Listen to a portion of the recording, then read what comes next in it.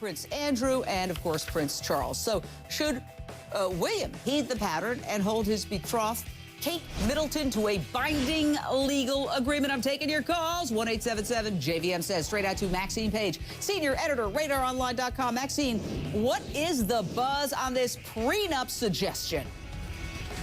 Buzz is that he's not going to do it. He's not going to go the route of the prenup. And I've got to say, I honestly think that him losing half his fortune is the least of his worries if that marriage ends in divorce. I seriously think it could be the end of the royal family. He's very committed to making this work. They both are. And it's like why the end of the royal family? Well, I just think they can't weather another scandal. If they weathered the Duchess of York, Fergie.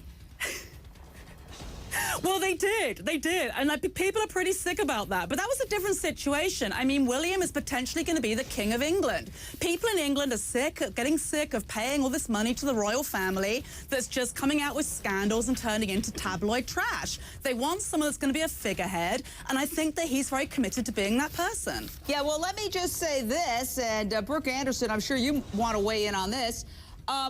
He is in line to inherit some of Queen Elizabeth's fortune, which is estimated somewhere around $500 million, yeah. Not to mention what he's already inherited from his late mother.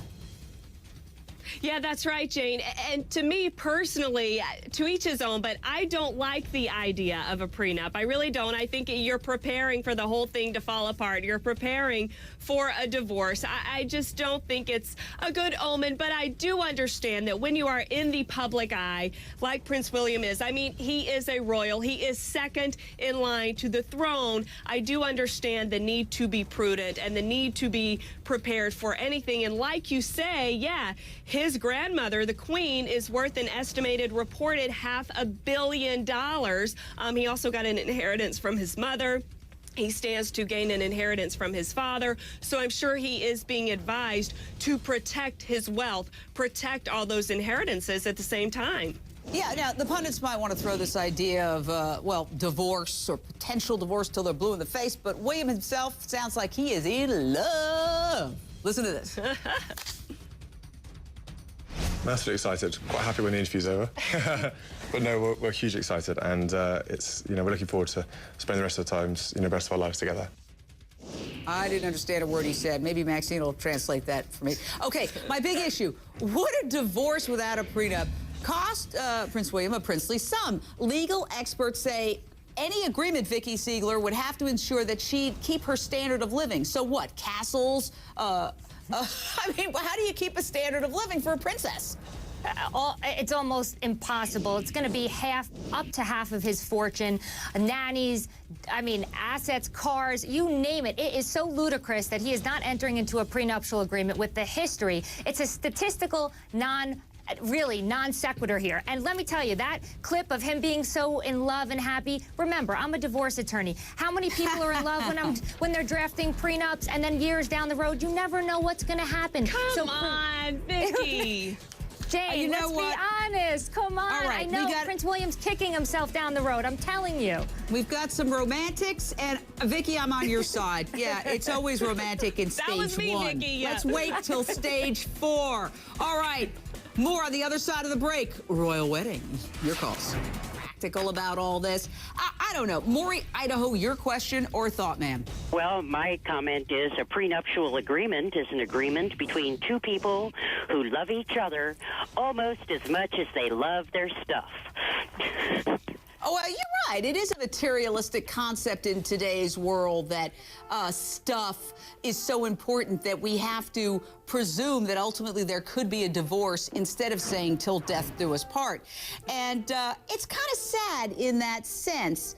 However, on the other side, take a look at the royals in their inner circle and some of the stuff that they've been through. I'm talking about Fergie, Sarah Ferguson, who we all remember she became the mouthpiece for Weight Watchers. We're talking the Duchess of York here. She used to be married to Prince William's uncle Andrew, and she became ensnared in a slew of legal and financial scandals. She was caught taking bribes for granting access to her ex, all because of money problems. So, Maxine Page, you're saying you don't think that the royal family could survive the divorce of these two who are now getting hitched in their fancy schmancy way? I honestly think it would really affect the royal family. As I said, like, the opinions of the English people have changed a lot over the years, and the recent scandals have really hit the royal family hard. And, you know, a lot of people want to cut back on the amount of money that's given to them. A lot of people ask, you know, what on earth are they doing? And, you know, and they want a royal family that sets themselves above, you know, tabloid scandals and, you know, the Good luck with problems that. before everyday people.